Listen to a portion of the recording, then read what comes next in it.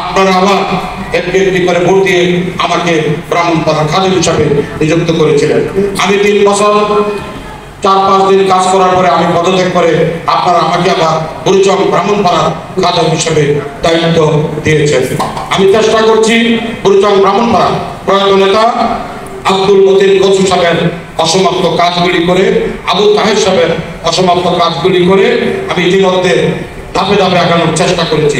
আপনারা আমাকে সহযোগিতা করবেন, দোয়া করবেন, আমি যেন আপনাদেরকে নিয়ে আগামী দিন এই বুড়িচং ব্রাহ্মণপাড়া আব্দুল মতিন কচুর অসমাপ্ত কাজগুলি, আবু তাহের সাহেবের অসমাপ্ত কাজগুলি করতে পারি। সক্রিয় উপস্থিতি, যদি আমার কোনো ভুল হয় আপনাদের দরজা খোলা, আপনারা যাই বলবেন যে এই কাজটা করছেন না কেন।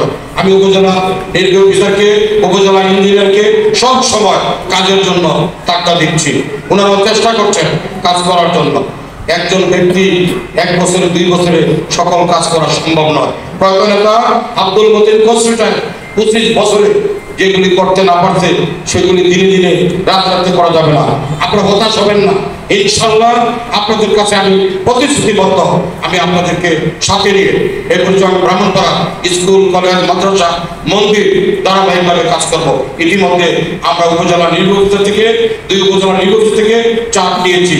আমরা যাদের 1935 সালে যে মাদ্রাসা বিল্ডিং হয় না সেই মাদ্রাসাকে প্রথম ডিউলাটা দিয়েছি। আমি চেষ্টা করব আমার দ্বারা যেন কোনো স্বজন প্রীতি না হয়। ছোট উপস্থিতি, মানুষ মাত্র ভুল হয়, যদি কোনো ভুল করি সরাসরি যোগাযোগ করবেন, আমি সংশোধন করব।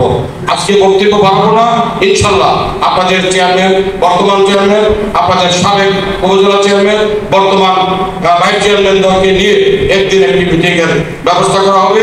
আমাদের মাননীয় এমপি, এলজিডি মন্ত্রী, মাননীয় সংসদ সদস্য কুমিল্লা মহানগরের আওয়ামী লীগের সভাপতি, বর্তমান এমপি হাকিম বাহাউদ্দিন সহ আওয়ামী লীগের সকল এমপিদেরকে নিয়ে নেতৃবৃন্দকে এই ব্রাহ্মণপাড়া মাঠে ইনশাআল্লাহ আলোচনা সভা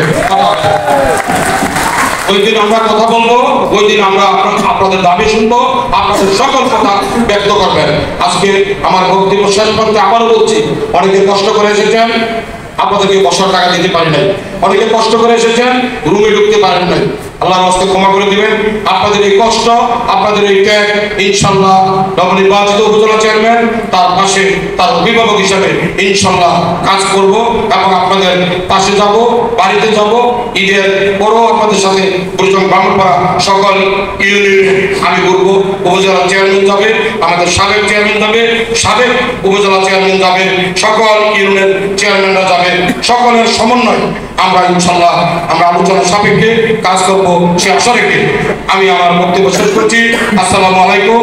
জয় বাংলা, জয় বঙ্গবন্ধু, জয় হোক ব্রাহ্মণপাড়া নির্যাতিত অসহায় মানুষের।